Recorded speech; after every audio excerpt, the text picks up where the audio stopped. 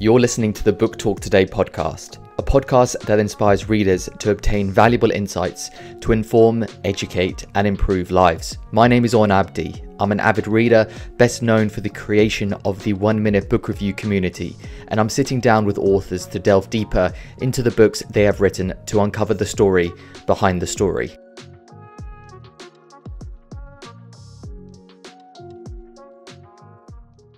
Hello Book Talk Today listeners, and welcome back to another episode of the Book Talk Today podcast. My name is Orn. I am the host of the Book Talk Today podcast, where every week I sit down with an author and discuss their book and the story behind it, as well as the ideas and principles within it. In today's episode, we are joined by Donald Robertson to discuss his book, How to Think Like a Roman Emperor, the story and philosophy of Marcus Aurelius. It was a really interesting podcast.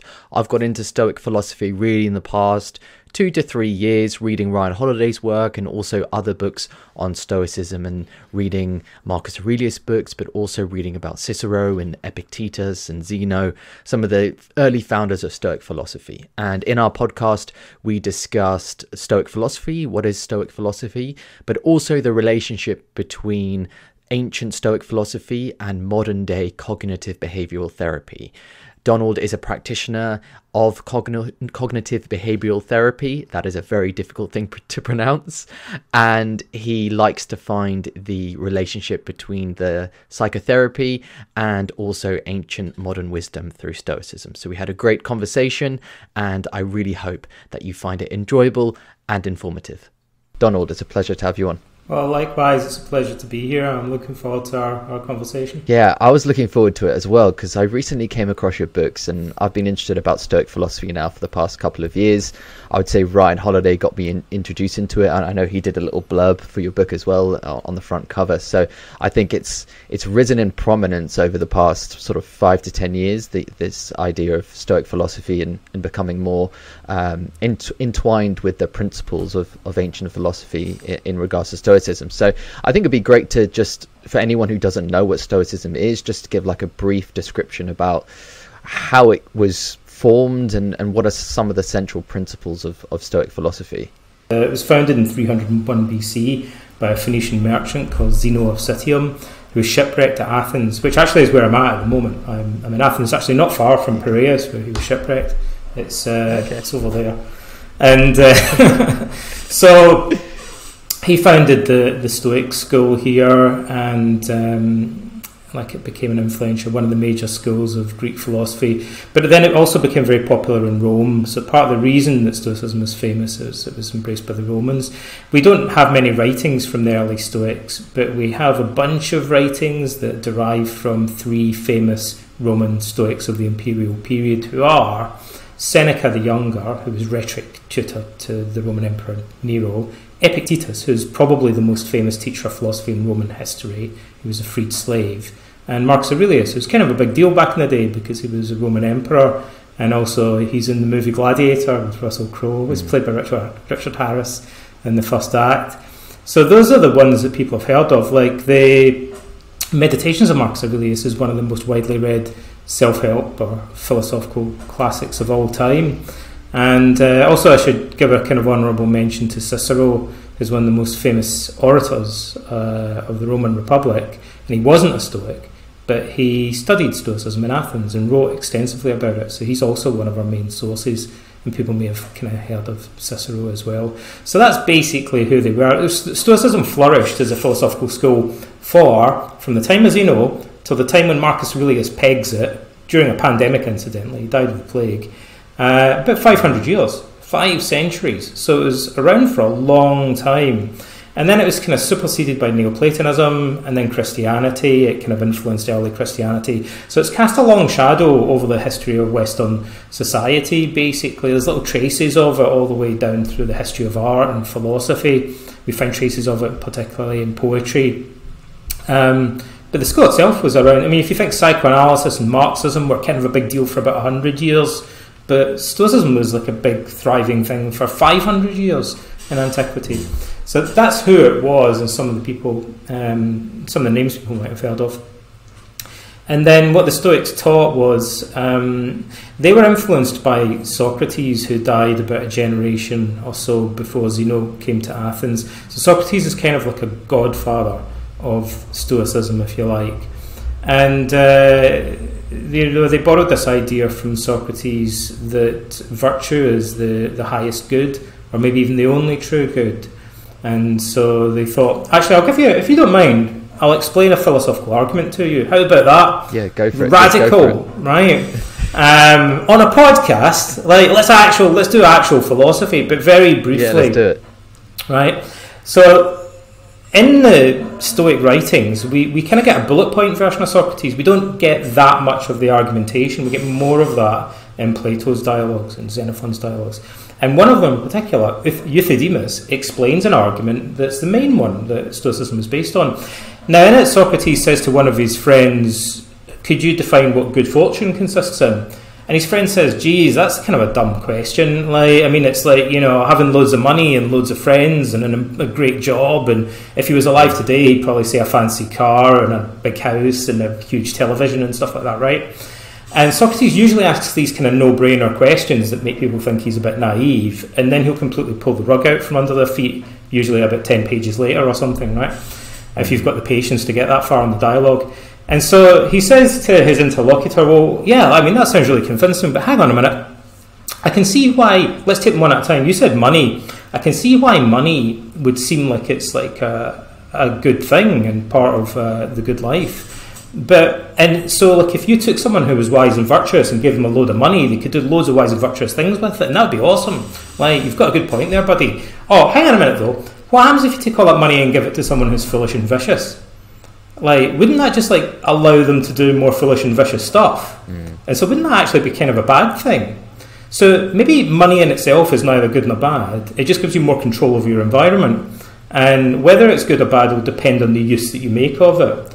And your character, which depends on your grasp of moral wisdom and your values. And his interlocutor kind of agrees with us reluctantly, and then Socrates kind of says, spoiler alert, this applies to all of the other things that you mentioned as well, buddy. And the guy's like, oh no, like, you've just completely shaken my worldview, Socrates. And Socrates says, and so it concludes with a flourish, you know, basically, you know, all of the things you mentioned are actually morally indifferent. And the only thing that's truly good would be having the wisdom to know how to use them well. And the only thing that's really bad would be lacking that wisdom or being morally foolish or ignorant and vicious. And that's the essence of Stoicism. But then there's one more point that I'd add to that, which is, so Stoicism is based on this virtue ethic, this quite extreme virtue ethic that says that virtue is the only true good that it gets from Socrates. But that has a psychological consequence. So if you imagine someone who somehow, sage-like, was able to completely embrace those values and consistently live in accord with them, that guy would have psychological resilience, because he wouldn't be freaked out if he lost his job, or if he lost all of his money, or if people were ridiculing or persecuting him. Like, he would be kind of relatively unfazed by that, because he wouldn't invest any real value in external events. He'd place far more value on his ability to cope with them. And so someone who really thought like that would be kind of bulletproof, like, vis-a-vis the vicissitudes of fortune. Like, this is the Stoic ideal. So it's a moral philosophy that has an obvious psychological consequence. And yeah, that's why many people are attracted to it today.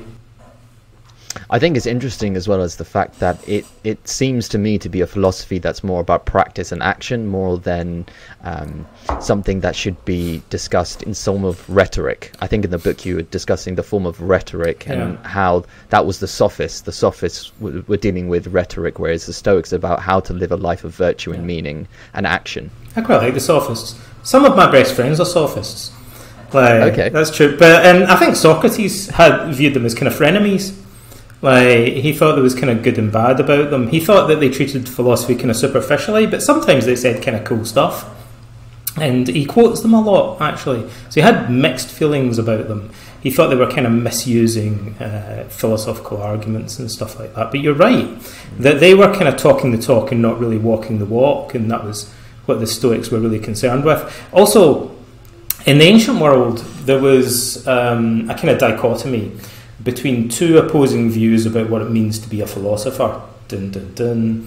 And they were embodied, literally, by Plato and Diogenes the Cynic, who were viewed as kind of opposite characters. And Diogenes just thought Plato was ridiculously pompous, and literally Plato's school was called the Academy. So when we say that something is like overly academic, it's kind of an allusion to the fact that Plato took Socrates' philosophy and made it more bookish and abstract and metaphysical. It's academic in that sense. And so Diogenes would make fun of Plato. He thought it was kind of pretentious and kind of abstract. He went into Plato's house once and rubbed his dirty feet on Plato's fancy Persian carpet. And he said, "Thus I trample on Plato's vanity." Whereas Plato said of Diogenes, "You're like Socrates, gone mad."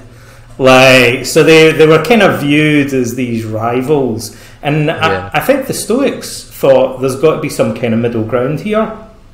Because Diogenes wasn't really into logic, metaphysics, anything like that. He kind of sneered at it. He was a bit of a Luddite in a way, but he thought it was all about developing your character. He was almost like an Indian sannyasin or something, like a holy man. He went around kind of naked and was training his body and training his mind, almost like a sort of yoga. But I think the Stoics thought, well, hang on a minute, maybe there's some kind of balance here. Maybe studying stuff could be beneficial insofar as it helps you to strengthen your character and gain wisdom. But if you're studying stuff and it doesn't improve your character, then maybe that's kind of a vice, like you're just disappearing up your own backside or something like that. You're disappearing off into an ivory tower. So the Stoics thought, study is good within certain limits, but not if it's kind of like it just becomes an end in itself and it's taken to excess. It has to serve the purpose of improving our character. So they often can be seen as trying to occupy this sort of middle ground between some of the earlier competing schools of Greek philosophy. That's why I feel like it somewhat had some of a resurgence, really, is the fact that there's so much self-development out there that it's so ethereal and it doesn't really have its place in practice and action. So could you see that as being one of the reasons why it's come back into resurgence, because it's more about the practicality of how to live better and be more virtuous? Yeah, Stoicism is more challenging. I think we're going through a crisis. Which that won't shock it. I mean, most people kind of think, well, Donald, we're going through multiple crises. Actually, I think you'll find, there's one crisis after another at the moment. But every day's a new one. Yeah, which one? Take your pick. Which one are you talking about? So, but there's another crisis that nobody ever really mentions, I think, and that is, I think there's something wrong with self-help. I think it's somehow gone astray. The internet seems like it's completely awash with self-help, self-improvement, motivational stuff, and yet people on the internet seem really miserable and antisocial and quite wretched, people, a lot of the time, and particularly the ones that are most ardent followers are some of the biggest self-help gurus out there. Seem to be the most bratish and unpleasant people that you could possibly meet, right? So there's something gone wrong. There's all this self-help, it doesn't really seem to be working somehow. And I think Stoicism kind of actually speaks to that. I think actually part of it is that the very little of the self-help discussion online targets one of the main problems, and I think probably the most important problem for self-improvement, which is anger. People go on and on and on about self-improvement, but a lot of it's quite narcissistic, and hardly any of it actually tackles the problem of anger. And yet, I don't know if you've noticed this, but the internet is full of really angry people, on YouTube comments and on Twitter and stuff like that. There's a lot of ranting and political partisanship and flaming and trolling and bullying and stalking and harassing and stuff. People don't seem to be able to agree on anything, and the Stoics were trying to do something about that. And Socrates was a really annoying person, and that's why they called him the gadfly of Athens, right? He was I'm going to literally sting you in your butt.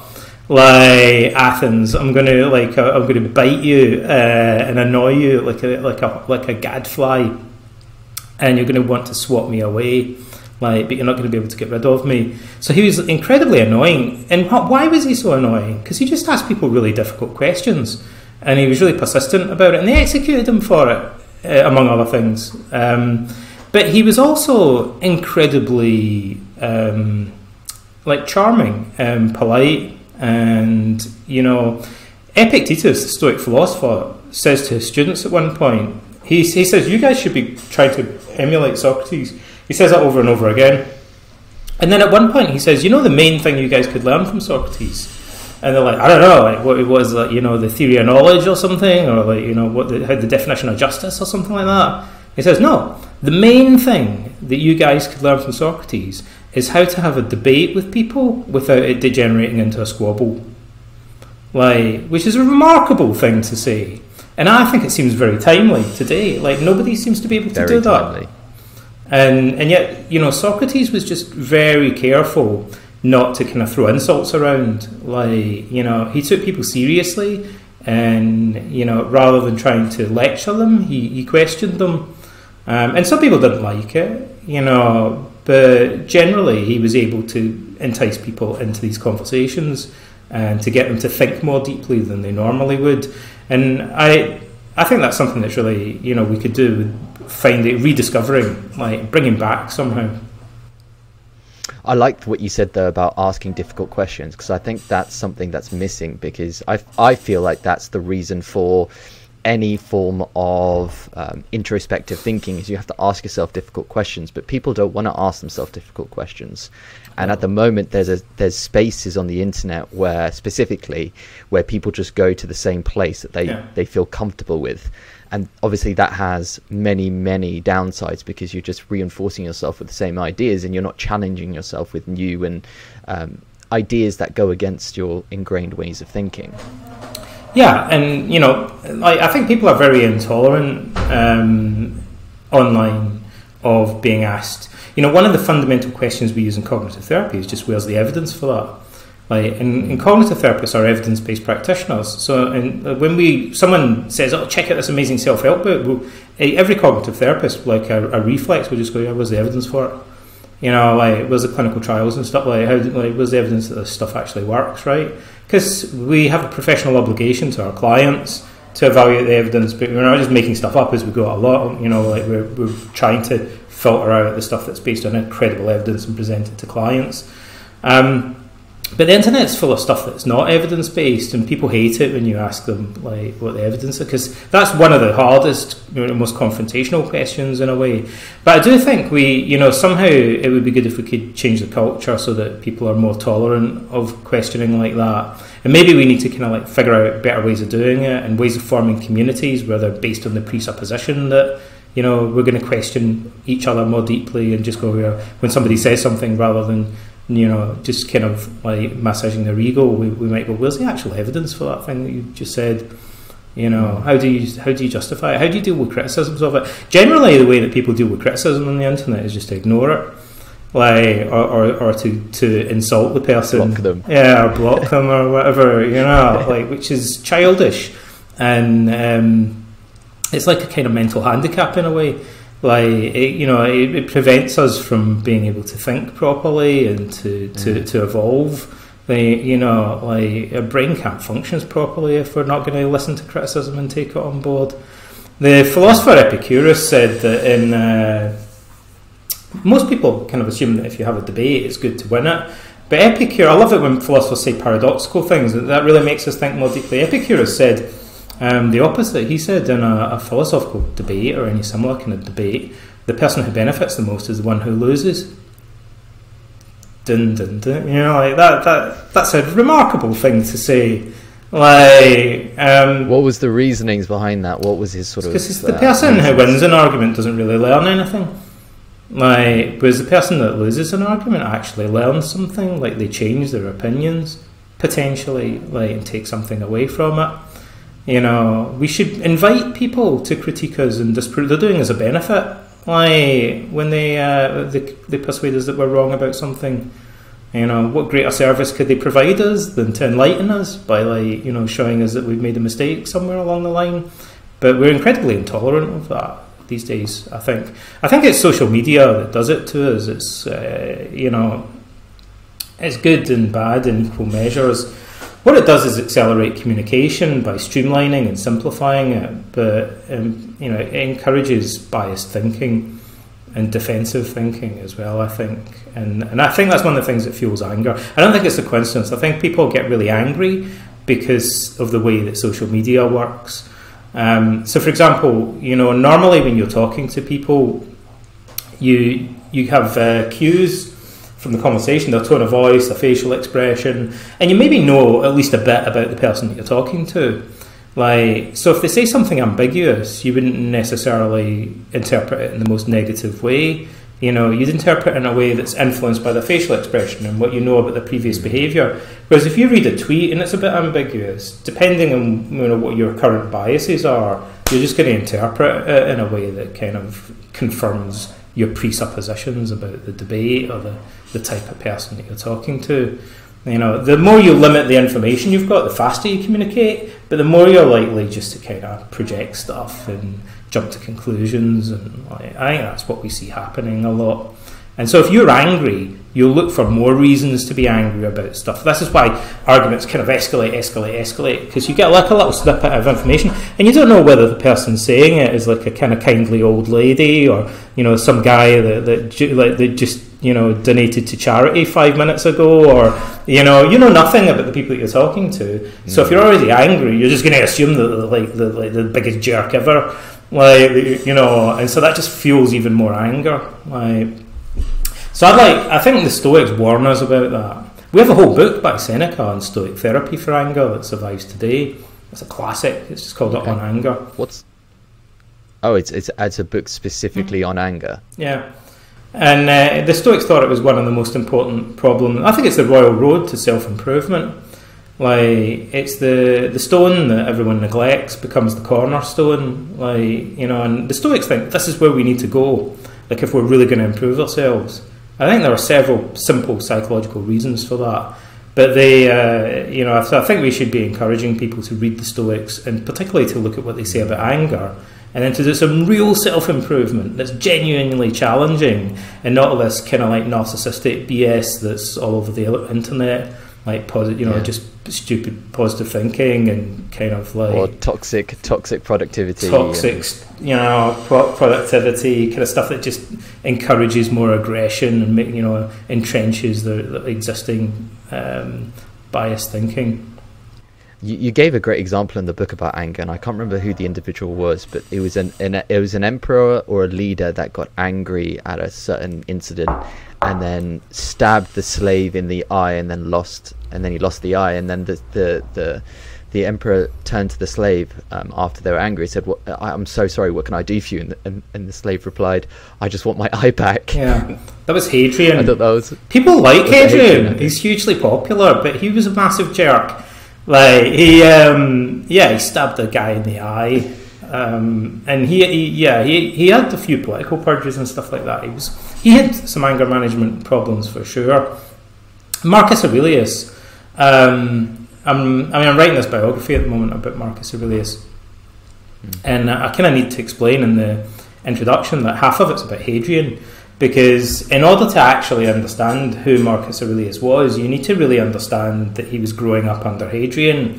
And like, this is basically Marcus was looking at this guy going, I don't want to be like him. You know, I need to try to kind of do something. Like, that was his motivation. He was like, I need to learn some Stoicism so I don't turn into this monster.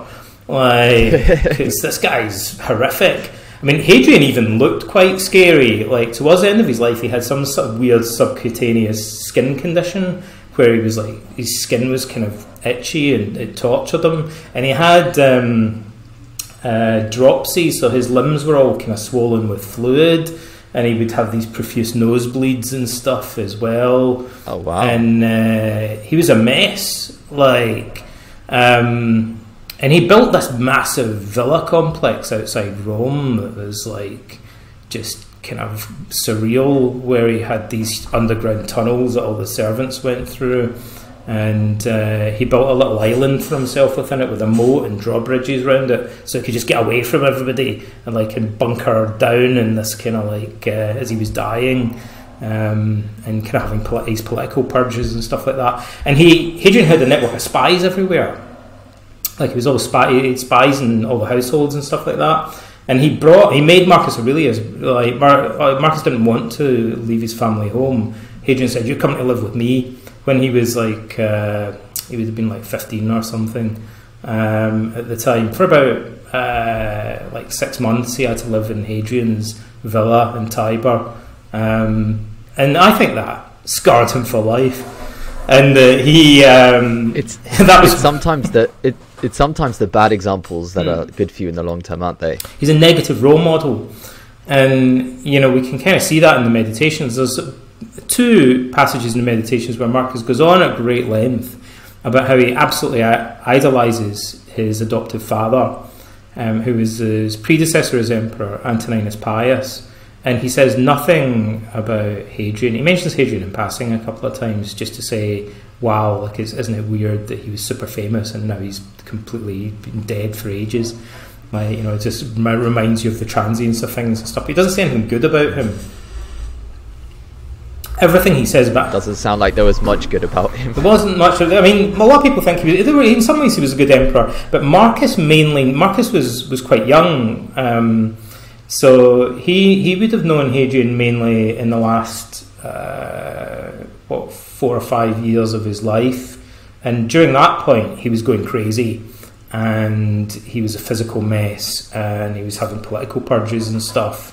Like he was like, he reminds me of Marlon Brando in Apocalypse Now, or something. Like he's kind of like. He was cooped up in this place, like just kind of like paranoia. Yeah, like sweating and like ranting, getting paranoid and stuff. And he said to Mark, "Are you come and live with me?" And Marcus is like, "Oh, I don't know if I really want to do this, like to have to." And he in the Meditations we see Marcus describing all these good qualities of Antoninus, and after almost every one of them you could put in brackets, unlike Hadrian. So it's like it's all kind of also a kind of implicit criticism of the preceding emperor. And I think in that book what you see is Marcus using Stoicism to try and become more like Antoninus and to try and avoid becoming like Hadrian, because he was worried that becoming a Roman emperor would just inevitably corrupt him. And he was reluctant to do it at first. But I think he looked at Antoninus and thought, if this guy can do it, then you know, like maybe it's possible to do it without, you know, just degenerating completely. Like power corrupts, and absolute power corrupts absolutely. That's kind of what he thought happened to Hadrian, I think. I think positive role models is something that's very interesting in Stoicism, because obviously these Stoic thinkers, a lot of them, even for Marcus Aurelius, they had died before he was around. So there was one quote that you put in the book, which is "Take on the colour of dead men." Mm-hmm. I thought that was such a good quote, because it's about learning from those who have come before you and the best way to actually use those lessons. So is that a central theme throughout Stoicism, is sort of taking on the colour of the people that have come before you? I mean, there are many metaphors that run through Stoicism that are kind of cool, and one of them is that Zeno was a dye merchant. The Phoenician people traded this purple dye called Tyrian or imperial purple. It came from the murex sea snail. So they would gather laboriously thousands of these sea snails and extract them and ferment them, and then they'd had to pick out this gland that they got purple. It was the most disgusting job in history. Like, it was horrible. It must have stank to high heaven, and it took ages to get a small quantity of this stuff, but it was worth an absolute fortune. And Zeno was travelling with a load of it. He was quite wealthy from doing this, and his ship sank, and it all just dissolved back into the sea. So this thing that took ages then just dissolved back where it originally came from. It went back to where it came from, and it was gone. Like, there's no getting it back. There's no salvaging that. And so he ended up at Athens, and he said his most profitable journey ever was the one where he lost all of his cargo, because that was what inspired him to have a kind of midlife crisis and start again from scratch and reinvent himself as a philosopher. It's like the best thing that ever happened to me was going bankrupt. Like, it's a strange thing. You kind of hear people saying that today. Like, the best thing ever happened to me was losing my job. Like, and he's like one of the first people in history to kind of come out with that. And then he went to the Oracle at Delphi, which is like, it's over that way. It's just like, a few miles, like it's just outside Athens. Yeah.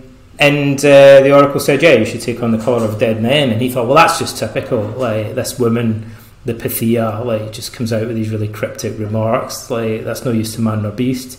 What am I supposed to make of that? And he went away and he had to think about it.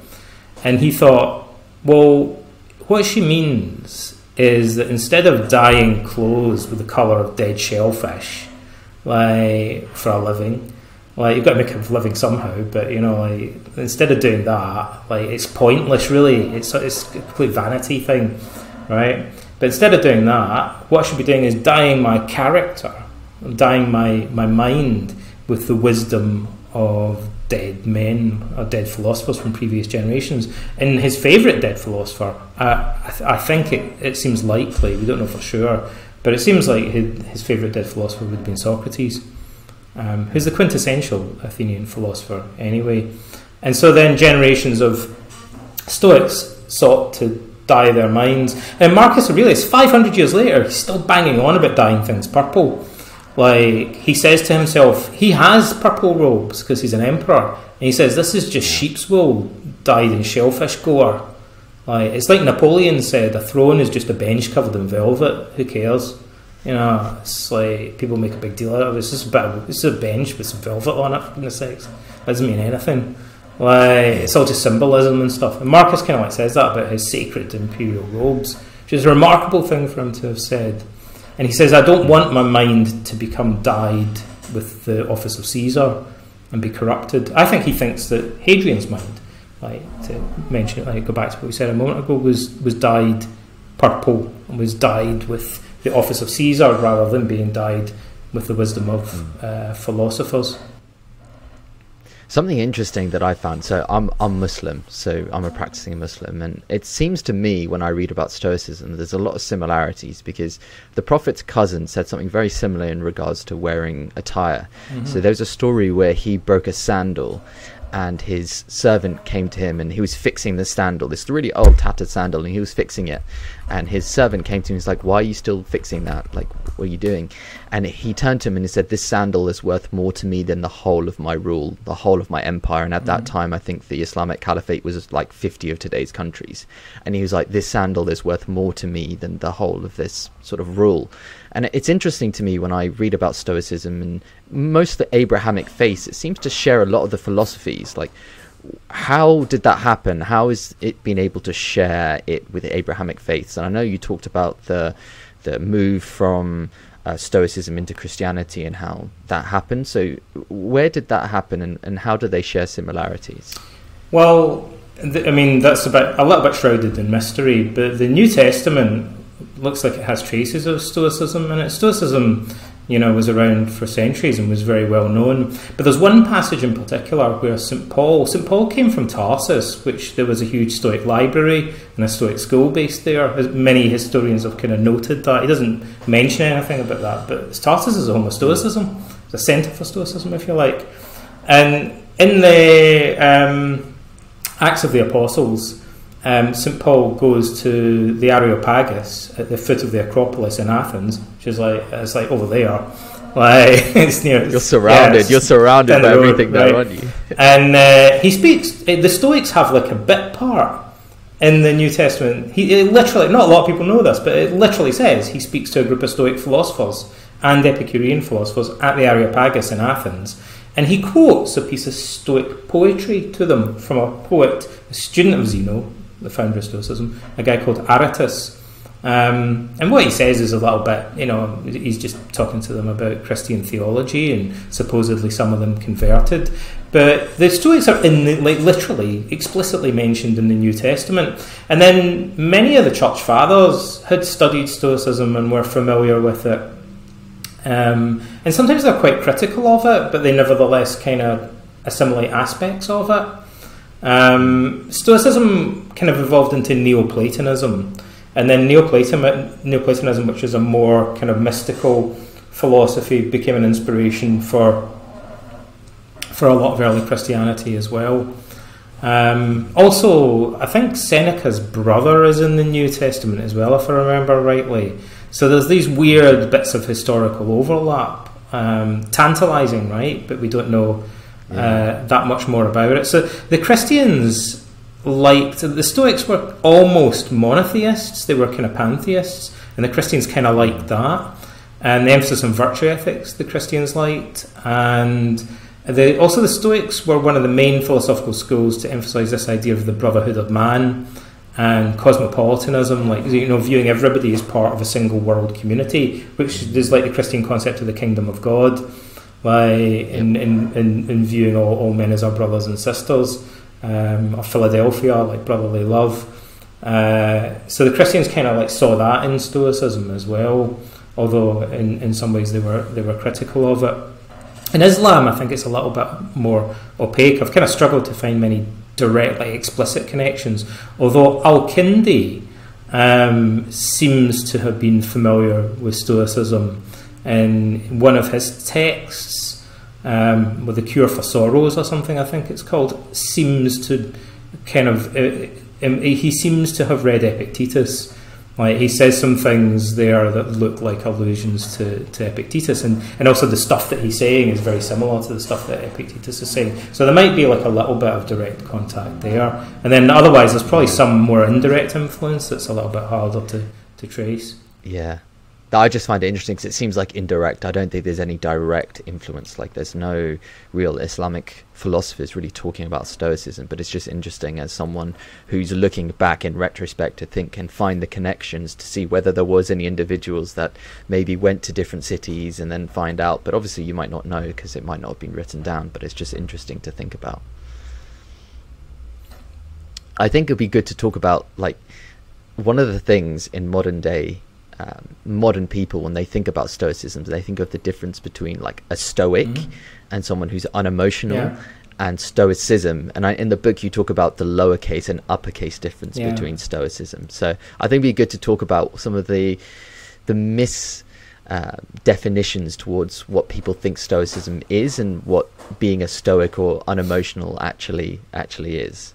Well, this is probably the main misconception that's kind of like all over the internet and stuff. So there's two words that sound the same but mean different things, right? And they're spelt differently because one of them's capitalised and the other one isn't. So when we say Stoicism with a lowercase s, that word derives from the Stoic school of philosophy, but has come over many centuries to mean something quite different. So lowercase Stoicism is the modern concept, and this is going to sound a bit formulaic, but you know, here's the definition of it. Lowercase Stoicism is a coping style that involves repressing or concealing unpleasant or embarrassing emotions. Dun, dun, dun. Like, that's like, boom. Like, so basically that's what lowercase really Stoicism dry. is. Right? And the reason that we can define it fairly formally is there's tons of research on it. So there's like loads of research studies from different teams of researchers around the world, using validated questionnaires, several of them, to measure like Stoicism as a construct or character trait, coping style. And the interesting thing is that lowercase Stoicism generally seems to be bad for your mental health. And so this is another reason we definitely don't want to encourage it, and we want to distinguish it from Stoic philosophy, for a bunch of reasons, for many reasons. I want to probably digress into that too much, but I'll give you one example, an obvious example. So we call it kind of having a stiff upper lip. So somebody who exhibits a lot of lowercase Stoicism is unlikely to seek professional help for their problems. And I would compare that to somebody who's got toothache and just goes, I'm just going to suck it up and like ignore my toothache because I'm like, you know, I'm kind of like tough like that, versus someone who's like, I think I might go to the dentist, like get them to look at it, you know. So ironically, the guy who thinks he's tough, like, is actually weirdly, and I mean this in complete seriousness, if you think about it in terms of the bigger picture, he's actually weaker and more vulnerable than the guy who goes and seeks help and gets his tooth sorted by the dentist, right? And the irony is that people think lowercase Stoicism is kind of macho. It's kind of like, it's part of what we call toxic masculinity. Like, But and by the way, I'll qualify. I'll give a kind of warning on that. Like that's a trigger phrase for a lot of people. Like, toxic masculinity does not mean that all masculinity is toxic. It means that certain common conceptions of masculinity are psychologically toxic. The ones, for example, that involve lowercase stoicism and repressing feelings and concealing them and not seeking help and all this kind of stuff. Yeah. So like, most people can agree that like there's problems with doing that. So lowercase stoicism, people think it's a form of toughness, but it actually makes you weaker. Like, it's literally a form of weakness. And it's the opposite of what we call psychological resilience. It leads to lower resilience and greater emotional vulnerability over the long term. So this is something we want to be really careful about, not confusing with capital S Stoicism. So capital S Stoicism is the name of an ancient Greek school of philosophy that we've been talking about, founded by Zeno. And it's much more complex and more nuanced than what... Lowercase Stoicism is one of the crudest possible types of emotional coping. Like, it's like a club, you know, it's like a very simplistic tool. Whereas capital S Stoicism is this great school of Hellenistic philosophy. It's incredibly ornate and complex and nuanced. Like, they couldn't be further apart. And capital S Stoicism is the philosophical inspiration for modern cognitive psychotherapy. Like, explicitly so. The two main pioneers of cognitive behavioural therapy both explicitly say that Stoicism, Albert Ellis and Aaron T. Beck, both say that Stoicism is one of the main philosophical inspirations for their approach. And there are various, very simple, very clear-cut reasons for that. Now, cognitive behavioural therapy is the leading evidence-based form of modern psychotherapy, right? So it's good for your mental health. And there are hundreds and hundreds of studies that confirm its benefits for a wide range of mental health problems. It's not perfect, but overall it's pretty good for a lot of different problems. And so capital S Stoicism, and certainly the cognitive therapy approaches that derive from it, good for mental health and resilience. Lowercase Stoicism, like using a blunt instrument to deal with your emotions, we know actually makes you weaker and more vulnerable over the long term, and it's toxic. But all over the internet, people confuse these two things. So that's a complete mess, right? You know, we definitely want to be clear about the distinction between them. And one very simple illustration of that: the Stoics, the ancient Stoics. I guess there's two things I should say. The ancient Stoics don't want to eliminate all emotions. They think there are good emotions, bad emotions, and morally neutral or indifferent emotions. So they want us to take our negative or unhealthy emotions and transform them into healthier, more adaptive ones. And they recognise that there are involuntary emotional reactions, like if someone runs up behind you and goes boo, your heart starts beating faster and you get the startle reflex. The Stoics would say that's irrelevant, like it's neither good nor bad, so we should view it with complete indifference as natural and inevitable. And so we shouldn't try to suppress it or conceal it or be ashamed of it or, you know, anything like that. We should just view it with complete indifference as almost like hiccups or something like this. It's a bodily reaction, right? Or blushing or shaking or whatever. Involuntary emotional responses, the Stoics want us to view with complete studied indifference. Whereas someone with lowercase Stoicism ironically views those as negative. Like they get annoyed about them and struggle to conceal or repress them. The ancient Stoics would say, you guys are like placing way too much negative value on these, ironically, on these feelings, and that just kind of gives them more strength. So one problem with that I didn't mention, that's well known in the research, and it takes a number of different forms, so I'm going to have to simplify things a bit here, but it's well known that when people try to forcefully repress or conceal unpleasant emotions, it triggers, for several reasons, what's sometimes called a rebound effect. So if I feel nervous and I kind of like try and conceal or block that, I'm probably just going to make myself feel even more nervous in the long run and have more anxious thoughts popping into my mind. And the more I hate those thoughts and I'm embarrassed about them and I wish that I could get rid of them, the more I'll focus my attention on them and put them under a magnifying glass and amplify them as well. So that whole way of dealing with is incredibly self-defeating in circular, psychotherapists' clinics are full of people who do that. And then they have to be trained out of doing that.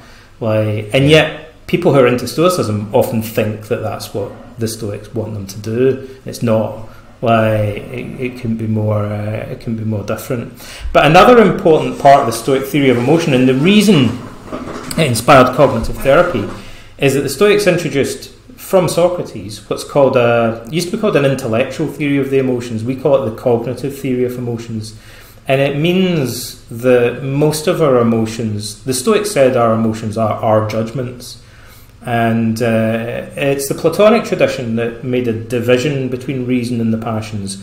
The Stoics disagreed with that, and they wanted to say these are not two different things. Reason and the passions are two sides of the same coin, they're inseparable. And so when you say you're angry, I feel really angry, what you mean is that you have angry beliefs and attitudes that are underlying those feelings and are absolutely integral to them. And often you won't know what they are. You need to kind of reflect on them in order to begin questioning them. So the Stoic theory of anxiety is almost identical to the modern cognitive theory of anxiety. It's that people believe that something threatening, there's a high probability, high severity threat that's looming or imminent, and I've got a low ability to cope with it. So something awful is going to happen and I don't know how to deal with it, is normally how people think when they're anxious, right? Now, on many levels, it might be the probability of it happening I'm exaggerating. It might be I'm exaggerating the severity of it. I might be exaggerating how imminent it is, or I might be underestimating my coping ability. So I could be wrong about all of these beliefs that I have that are making me anxious, right? And actually, most of the time, people are wrong about at least one of those beliefs, right? And that's why we do cognitive therapy. It's put very simply by Albert Ellis, who was the original pioneer of the cognitive approach, and he read the Stoics. Clients would come in therapy and they would talk about how depressed or how anxious or how angry they are. And then they usually talk about how it's ruining their lives and stuff. And this is what normally happens in the first session of any psychotherapy. And it can go on for half an hour, or more. The client will tell you, I get really angry and it's destroying my relationship and it's affecting things at work and it's giving me stomach ulcers and it's just really awful. And what they're implicitly doing is giving them a whole bunch of reasons why they're motivated to stop being angry, right? But then they'll make a crucial remark. They'll say, and I know it's a terrible thing, I know I need to do something about it, but I can't help it. It's just how I feel, right? And then Ellis, to his credit, would lean forward and smile at them and say, yeah, but it's not just how you feel, is it? It's also how you think. And that was his key move to counter this expression of impotence on their part. We call it stuckness in therapy. I'm stuck. I can't help it. It's just how I feel. And the key thing is to say, what can you do about feeling? You can't do anything about feelings. And Ellis would say, yeah, but it's not just how you feel, it's also how you're thinking. Your feelings are also thoughts, right? When you say you're angry with someone, it's because you believe that they've done something unjust or inappropriate and they deserve to be punished in response, right? Or something like that, right? You've got a bunch of beliefs and value judgments that are making you angry, and some of those might be wrong. So the key thing is, as soon as you get people to recognise what the beliefs or thoughts are, unlike feelings, thoughts are propositional in nature, so they have a truth value, right? So you can go, hang on a minute, those beliefs might be true or false, right? I might wake up in the middle of the night and hear a burglar in my house, and that's probably going to make me anxious, right? But then I grab a baseball bat from the cupboard or something like that, and I in my pajamas, I'll sneak around and peer around the door tentatively down the hallway, and I realise it's actually the cat, right? And now, probably my anxieties might not even go away immediately, but it's going to go away because I realise that the belief on which my anxiety was based was BS. It's not actually true. There isn't a burglar in the house, right? So unless I'm crazy, my anxiety is going to go away now, slowly. It's just a cat, right? And that's a very simplistic example of how cognitive therapy works across the board, because many of the beliefs that people have are at least distortions or exaggerations that we can potentially... So we say, where's the evidence for that? Is there a more rational, a more helpful way of looking at things? How would other people look at the same situation differently? And we call this Socratic questioning in therapy, but the Stoics knew this. 2,300 years ago, they figured this out. They got it from Socrates. And I can't stress how far ahead of their time they were in realising that, because Sigmund Freud was still in some ways dominating psychotherapy even when I began training. Dominated psychotherapy for about a century. Freud didn't know that. Freud thought if you're anxious, it's because you had repressed castration anxiety. I mean, how far off the mark was that? And he had zero success in treating it, right? Because he had these crazy ideas about where it came from, and he would say, lie on a couch and tell me all about the ideas that pop into your mind when you think about the things that make you free associate, and tell me about your dreams. That might help, right? Way off the mark. Whereas the Stoics were right. It's your value judgments and your beliefs. It's kind of common sense in a way, but psychotherapists had gone off at a tangent. And then Ellis and others kind of dragged it back and went, maybe the Stoics were right, and we just need to kind of question these beliefs and kind of learn to view things with a more philosophical attitude in life. And it turned out they were right. There's now reams of scientific research that show that, basically when you do that, you become more resilient. And it helps. I like that idea though. I think in the book you say cognitive distancing, isn't it? That's that terminology, and that principle that you are just a thought and not all the things you claim to represent. Because I think part of the reason why people fear or they have anxiety is they think their thoughts are their personalities. But your thoughts aren't your personalities. They're only thoughts. We identify with them. We take them too seriously. We identify with them and we fuse them with external reality. Now, this is actually a slightly more subtle concept, and it's even more remarkable that the Stoics clearly understood this, because this puts them even more ahead of their time. Even the pioneers of cognitive therapy didn't fully understand how cognitive distancing, fusion work. So, the way that Beck described it, Beck half discovered this. So Beck said, look, if you're going to sit down with someone and question their beliefs, there's something you have to do first. There's some foundation work that you have to do. Because some people, the things that make them anxious or depressed aren't even up for debate. So they might think, just my life sucks, it's awful, it's catastrophic. And the therapist might think, well, okay, are there other ways of looking at it? And the client might go, well, no, it just is catastrophic. I'm just stating a fact. And so they don't even view that as a belief or a value judgment or as one perspective among many. They just think they're describing facts. So their belief that it's catastrophic is completely fused with the perception of reality. It's as if they're just stating a fact. And so Beck said, we need to get them to the point where they view this as a hypothesis that deserves to be tested. It's at least up for debate. And then we can sort of go, where's the evidence for it? What are the pros and cons of thinking that way? And we can get them to evaluate it. But we need to kind of loosen it, prize it away a little bit from their perception of reality. He said, think of it this way. It's like you're wearing rose-coloured glasses. You've been wearing them for so long you've forgotten that you've got them on. So you start to think, that dog over there is pink. That guy over there is pink. That house is pink. And then someone comes and they knock your glasses off, and you think, oh geez, it's the glasses that are pink. I thought that guy was pink, but he's not. He's just normal coloured. He's not pink, and the house isn't pink, and the dog isn't pink. And you put the glasses back on, and you think, oh, everything looks pink again. But now I realise it's because I'm looking through pink lenses, right? And Beck says, well, when you think that things are catastrophic, it's like you're looking at them through catastrophic lenses.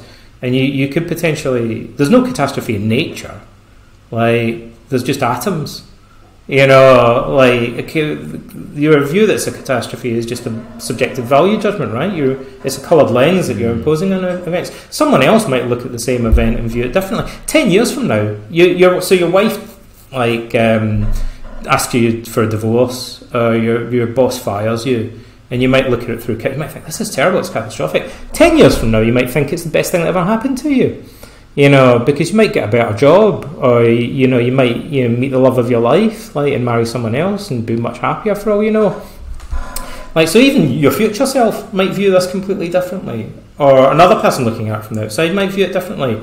So Beck said you have to realise that there's different lenses that you could potentially apply to it, and then you can start evaluating which would be the best lenses to put on. And so he thought this is a kind of first stage of cognitive therapy. Now another generation of researchers came along, and lots of different researchers in different parts of the world, and they started to think, but maybe what happens if that's all you do?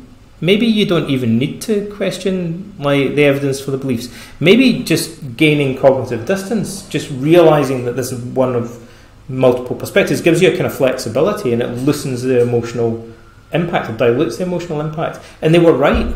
So there are now many studies that show that what we thought was a kind of precursor of therapy is actually like a whole therapy in its own right. If we just did more of that, it actually, in many cases, seems to be all that the client needs to do. And the Stoics knew that. The Stoics, Epictetus is the most famous Stoic quote is passage 5 from the handbook, or Enchiridion, of Epictetus. It says, it's not things that upset us, but rather our opinions about them. Ellis taught that to all of his clients and students because it perfectly encapsulates the cognitive theory of emotion. It's not things that upset us, but rather our opinions about them. But if you really believe that, then that helps you to separate your value judgments, your distressing beliefs, from the things to which they refer, and that gives you cognitive distance. So someone who really absorbs that philosophy in itself would be more emotionally resilient. And then Epictetus, there are many other ways that we can do it. There's a lot of kind of strange modern therapy techniques that we use to help people to achieve this kind of little piece of mental gymnastics, so that instead of looking through the tinted glasses, it's almost like you're looking sideways at them. So it's a tricky thing to explain, but it's like learning to click your fingers. It's sometimes some people get it immediately, and then other people might take ages and go, I just can't figure out how to do this, and then one day they can suddenly do it, and it seems really easy. So cognitive distancing is like that. It's kind of a weird knack that's a bit hard to describe, but once you get it, you're like, oh, I get it now. If I kind of view these thoughts from the side rather than kind of fusing them with reality, then they have less of an effect on me. And the Stoics knew that. Yeah. The first time I came across that concept, I think in Jordan Peterson's book 12 Rules for Life, one of them is treat yourself as if you're someone responsible for looking after. And then I pondered that one for quite a bit, and I did a bit of journaling on that. And the way I describe it now is, do you know when you play, you might not have played this, but Grand Theft Auto, and one of the views is very popular with young people. Yeah, so when I was a bit younger, I used to play it. So this idea that you're moving someone around a game, but you're behind them and you're moving the subject through that game. And then I sort of treated life that way. It's like, you're not this person who's doing it. Just imagine you're the controller behind you and you're telling a person what to do. For me, that was the click, because I thought that was very interesting, because then, like we've been discussing, your emotions, your thoughts, what happens to you isn't all of you. You're just it's really difficult to describe, but you're just the person who is in control of what's happening to you. You're not subject for everything that's happening. A lot of the most powerful therapy techniques, I think, the most interesting ones involve perspective shifting, right? And that would be an example. And another example of a perspective shifting technique that is in Stoicism that's very popular is the one we call the view from above. And there are loads of different. I'm a techniques guy in therapy. I used to train therapists for many years. I ran a training school for psychotherapists, so I was very interested in all the different techniques you can have. There are verbal techniques, written techniques, visual techniques, behavioural techniques. There's all sorts of different types of techniques that you can have in therapy, and they employ different mechanisms. They work in different ways, but some of the coolest ones just involve looking at things from different perspectives. It's really easy to do, and it's quite powerful. So the view from above is one of the most powerful perspective shifting techniques.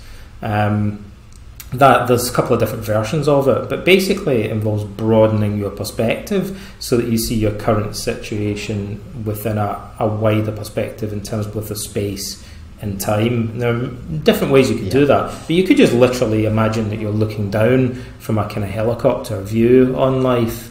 And I think it helps to just explain what I find is if you explain the rationale for a technique, then people can usually use it a little bit more effectively.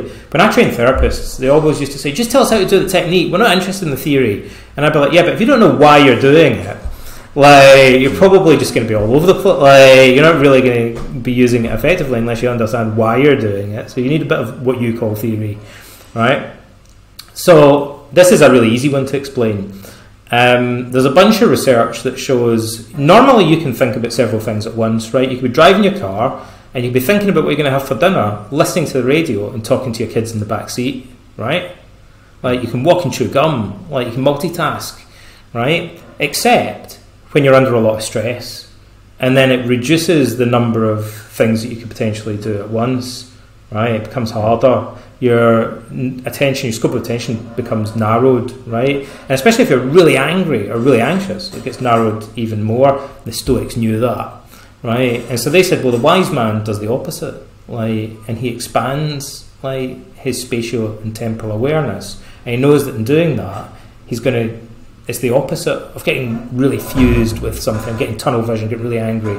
Like, it tends to dilute our emotions. So we're still acknowledging the thing that we're angry or anxious about, but it's less overwhelming because we're viewing it within a broader context. So the Stoics would say, actually, this is a more rational way of viewing things.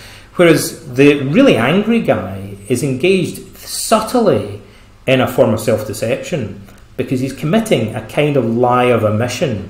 So if somebody says something to me and it offends me and makes me really, really angry, in order to get really angry about it, I have to forget about all the nice things that this dude has done in the past, right? Because if I was simultaneously visualising the bad thing he did and also visualising all the nice things he did, it would temper my emotional response. It would be like mixing hot and cold water together in the same bowl, right? It would make it more lukewarm, more balanced out, right? So in order to get really angry, I have to get tunnel vision. That's a lie. Like, I have to commit a lie of omission, but pretending all this other information doesn't exist. And the Stoics were like, no, truth and wisdom consist in looking at the whole picture. And when you do that, your emotional responses will tend to be more moderate, more temperate. And they were. That could be an immediate shift. Like, that doesn't take that much work, does it? I mean, sometimes if you're having an argument with someone, it just can take one sentence just to dissolve the whole thing. But you can see now, to come back to what we said earlier, if you're arguing with people on the internet, it's harder because you don't know anything about them. Like, exactly. So all you've got is like a tweet where they said you're a big jerk, like, and you're like, that's all I know about this guy. Like, you know, I don't have anything else to kind of. But the other thing that it kind of reminds me of is, I've always had lots of feedback over the years. When I run courses, I speak at conferences, you get feedback slips from like hundreds of people. Or when you write books, like thousands of people review them. And like, I mean, if everybody liked your book, I always say, like, if you write a book and everybody says they like it, it's probably garbage, right? Because you must have said stuff that's just really banal. Like, if everyone likes it, it's just because you've said stuff that they already know and agree with. Like, anybody, you look through history, right? Anybody who's a great thinker, a great writer, has upset the apple cart. Like, and, you know, there's loads of people that couldn't stand them, right? Because what they were saying was original. Like, and some people weren't ready for it, right? The people that everyone agreed with, no one remembers anymore, right? Because they never said anything that was worth saying. It was bland, right? So, first of all, like, someone who's depressed, people who have mental health problems have biased selective thinking. Like, depression, for example, an easy way to describe depression that everyone recognises. If you're clinically depressed and you write a book and 100 people review it and 99 of them say they thought it was pretty good and one guy says he thinks it sucked big time, you're only going to remember that one. If you're depressed, you'll only remember that negative review, and days later you'll still be thinking about that, and you've completely forgotten about the 99 people that said they thought it was pretty good, right? So this is the opposite of what the Stoics think we should do. This is very selective, biased, negative thinking. It's pathological. Whereas the Stoics say we need to learn to broaden our perspective. And so when you encounter an individual in life, you should treat it like a book review in that sense. And you should think, like, say somebody says they think you're a complete jerk. Well, maybe they're like, you know, they're just being honest. Maybe they really do like think that. You know, maybe they've even got reasons for thinking it. But there are 7.5 billion other people that we haven't like had feedback from yet, right? Like, plus all the people that are dead, like throughout history. Like, there's like billions and billions of other opinions are available. Like, just like, you know, if you wrote a book, like, there's loads of other people that might review it, and some of them are going to think it's the best thing since sliced bread, and some of them are going to think it's utter garbage, right? And that's to be expected. So, but you have to take it in a balanced, rounded way. So, like, if loads of people don't like your book, then you probably want to change it a little bit, right? But you've got to expect some variation. And so, I think when we view it that way, if somebody says something and that upsets us, and we think, yeah, but there's another 7.5 billion people that I haven't asked yet, like, they've got probably different opinions. That helps to kind of broaden our perspective. Just that alone can help to broaden our perspective and prevent us getting tunnel vision for this one guy's comment on Twitter or whatever, blowing it out of proportion. But it's hard. Like, many people struggle to do that in life. I think it's also the case if you're having a bad day. I know it's a very simplistic example, but a lot of people sort of they take a bad day as being something that is going to be there for the rest of their lives. But I think if you can just see things in perspective and be like, today was just a bad day and that's it, tomorrow is another day. I'm going to give you another technique. There are techniques in psychotherapy that are hard to explain, or they don't transfer to every context and stuff, right? There's loads, but there's ones that are so simple that they should teach them to every child. And this frustrates me, man. Like, one day we'll do a thing and I'll just go, look, here's all the really easy ones that like anyone, like, you should be doing tomorrow, right? So also trainee psychotherapists, I'm like, just learn how to do this, right? Because it's loads of therapists will kind of like coast on, like, eventually they'll figure out, I can just ask the client this, and it usually works, right? Here's a really simple technique loads of therapists know, especially cognitive therapists. So when clients are worrying about something, as almost everybody does, you can expand their awareness chronologically. So first of all, you should think it's strange. I specialise in treating anxiety disorders, so I'm very interested in what we call the cognitive style that we call worrying, right? It's a kind of ruminative cognitive style. It's fascinating, right, how it operates. So one of the curious things about it that no one ever questions is if you worry about something that might happen in the future, it's like a movie clip. It's like a series of events, right? An incident that you worry about. How do you edit it? Like, how do you choose where it begins and ends? Like, normally when people worry about something, they focus on the most upsetting part of it. But the sequence of events could be longer, right? Or it could be shorter, or like, it's kind of arbitrary, right? You know, the chronology of it could be different. There's no reason why you should stop when you do. You could go on and visualise what happens next. So when clients do that in therapy, say someone says, look, I'm really worried that I'm going to lose my job. The therapist says, and suppose you did lose your job, what would probably happen next? And then they go, well, I'd probably sit at home and cry in my beer. Like, and the therapist goes, well, suppose you did lose your job, and suppose you did sit at home and you did cry in your beer, what would probably happen next?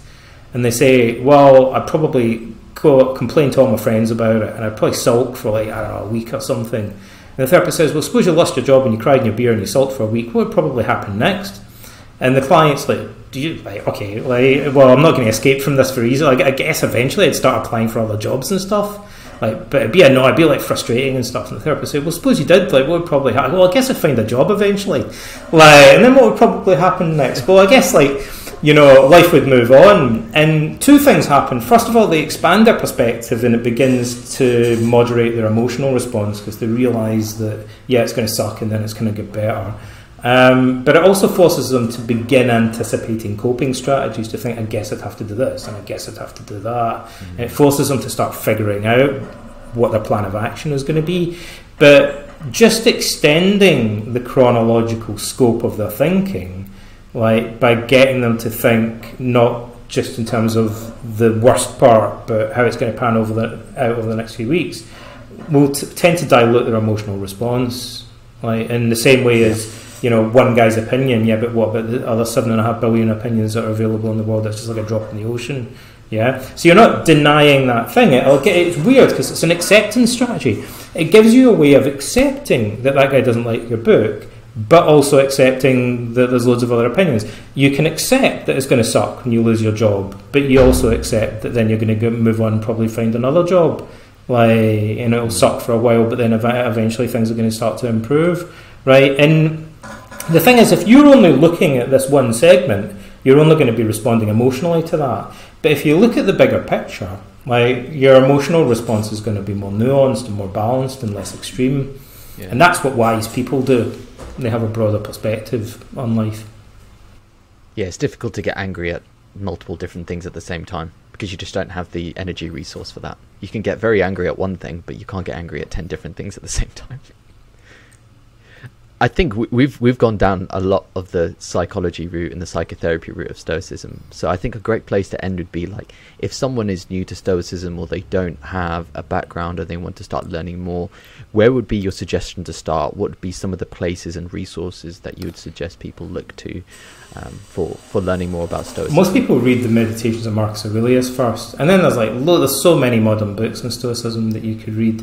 Bill Irvine's book, A Guide to the Good Life, Ryan Holiday's books, Daily Stoic is probably the best-selling book on Stoicism.